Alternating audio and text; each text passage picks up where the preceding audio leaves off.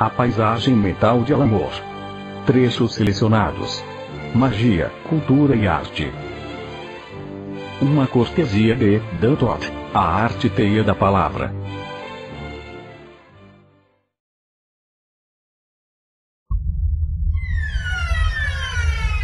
Quitting my day job and starting my life as a writer was a tremendous risk.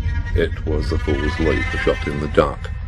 But anything of any value in our lives, whether that be a career, a work of art, a relationship, will always start with such a leap.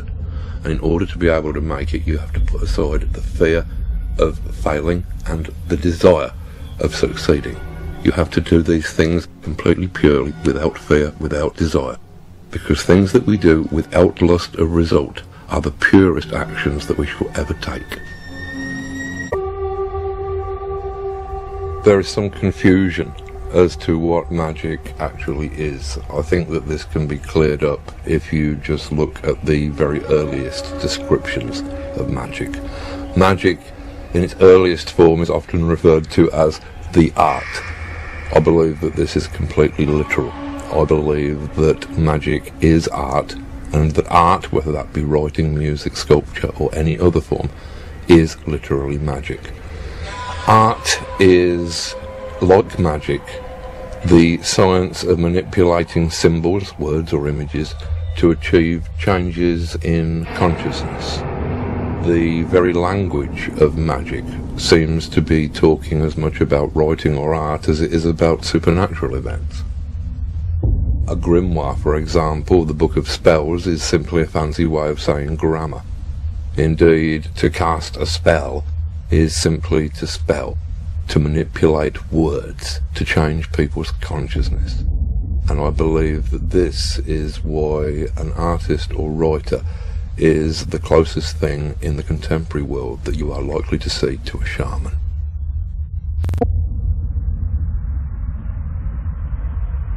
I believe that all culture must have arisen from cult. Originally, all of the facets of our culture, whether they be in the arts or the sciences, were the province of the shaman. The fact that in present times this magical power has degenerated to the level of cheap entertainment and manipulation is, I think, a tragedy. At the moment, the people who are using shamanism and magic to shape our culture are advertisers. Rather than trying to wake people up, their shamanism is used as an opiate to tranquilize people, to make people more manipulable. Their magic box of television, and by their magic words, their jingles, can cause everybody in the country to be thinking the same words and have the same banal thoughts all at exactly the same moment. Writers and people who had command of words were respected and feared as people who manipulated magic. In latter times, I think that artists and writers have allowed themselves to be sold down the river. They have accepted the prevailing belief that art and writing are merely forms of entertainment.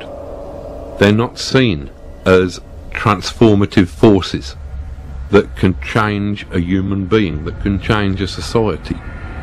They are seen as simple entertainment, things with which we can fill 20 minutes, half an hour while we're waiting to die. It is not the job of artists to give the audience what the audience want. If the audience knew what they needed, then they wouldn't be the audience. They would be the artists.